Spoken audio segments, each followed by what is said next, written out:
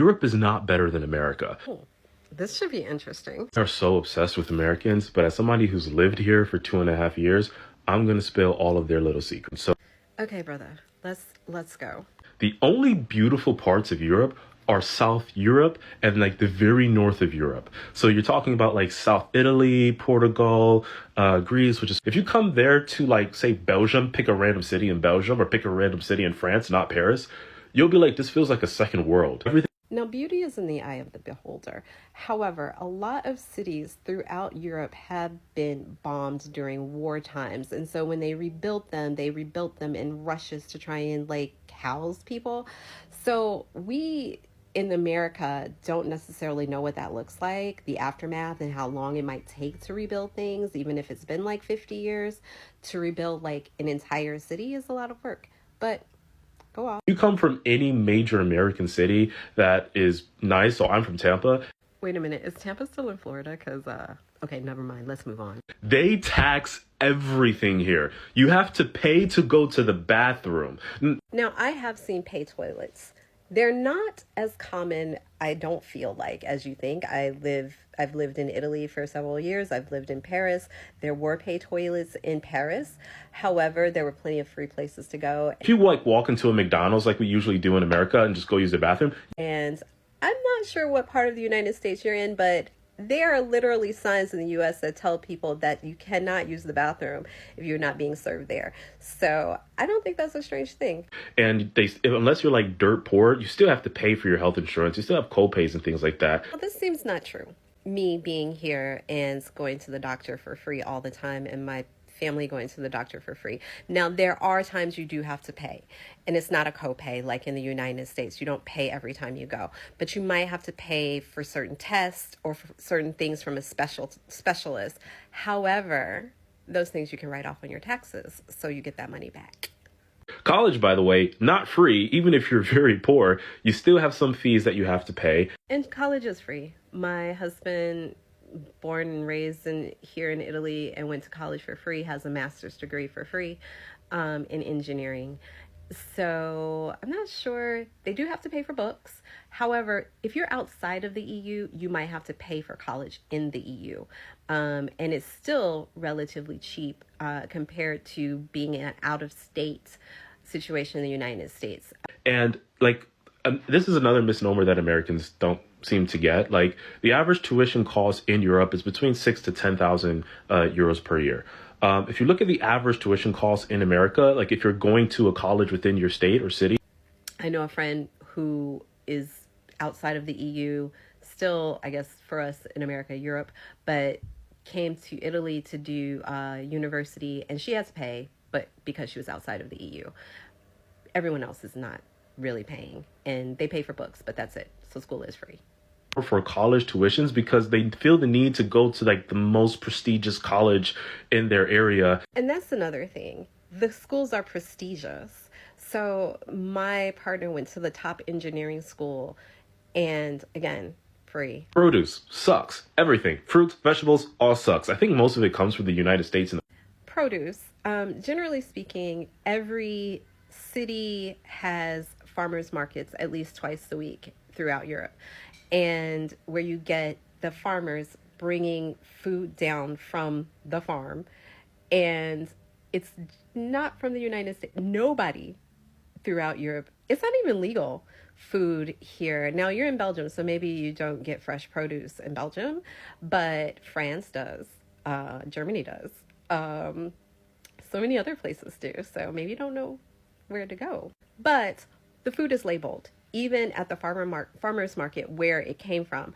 The furthest thing I've ever seen was avocados from Mexico, but generally they get those from Spain. There's just certain ones that they don't, I think, have in Spain, but they don't want the food from the United States. Generally, it's illegal because of the pesticides and the poisons that they put in the food.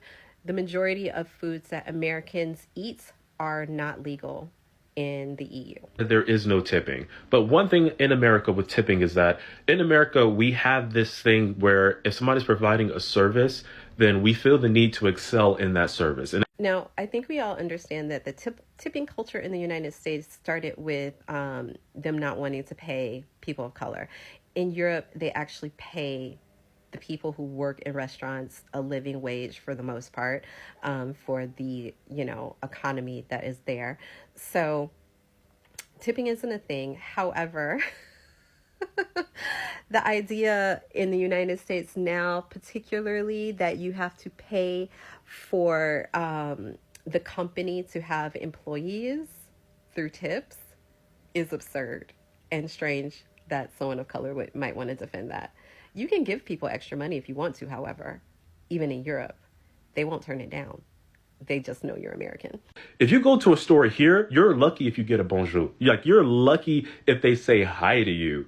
And I don't know. I would say when I lived in Paris, people would make small talk with me in French all the time. Even here in Italy, despite like people and their issues, people always chat you up, like, and generally say hello. And it's actually usually rude not to say hello.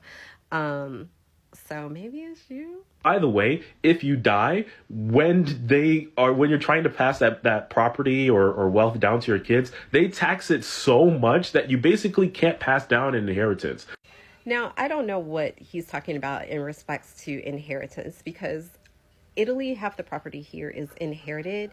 And in fact, they won't even sell the property or do anything with the property until 10 years, after someone dies, in hopes that some family member will come to claim it. And I know, at least in Italy, like, all of our stuff is taken care of. Like, my partner's family has taken care of pretty much everything. So when they die, the kids don't have to do anything at all, pay anything at all. So maybe that's just Belgium. And they look down on Americans because they say, oh, Americans are not well traveled. I think the problem with Americans not being well traveled is that they don't understand the broader world. And a lot of them who have never left their neighborhoods make opinions about things that they don't know and they don't have never experienced, but think that they know everything. And that's probably where some of it comes from. It's $50 on Ryanair. Like, you can travel anywhere in Europe for less than €100 per ticket. Shouldn't we question why in America it costs $300 to go from, like, I don't know, Michigan to Ohio by plane, and it only costs €50 to go from France to, I don't know, the Netherlands by plane? So there's a huge immigration problem in Europe. Like, if you go to most places in Brussels and Liège, it feels like you're in North Africa or the Middle East. Your Florida is showing. Seriously. But the problem is that they refuse to integrate into the country. Like, in America, there's this idea that when you come, you are now American. If you're Mexican and you come into America, you're now Mexican American. You live in Florida, right? You live in Florida. Have you seen the Cubans there?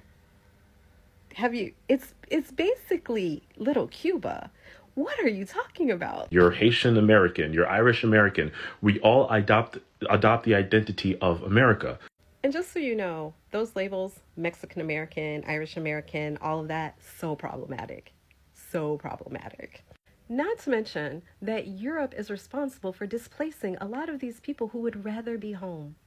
They'd rather be in their own country. So yeah, no, they don't want to live here and forget everything that they know because they're forced to live outside of their country because of European and American influences. Brother, come on. I believe the reason why Europeans are obsessed with Americans is because their states want them to be. Like, if you go watch European news, it's all about what's going on in America. Europeans are not obsessed with Americans.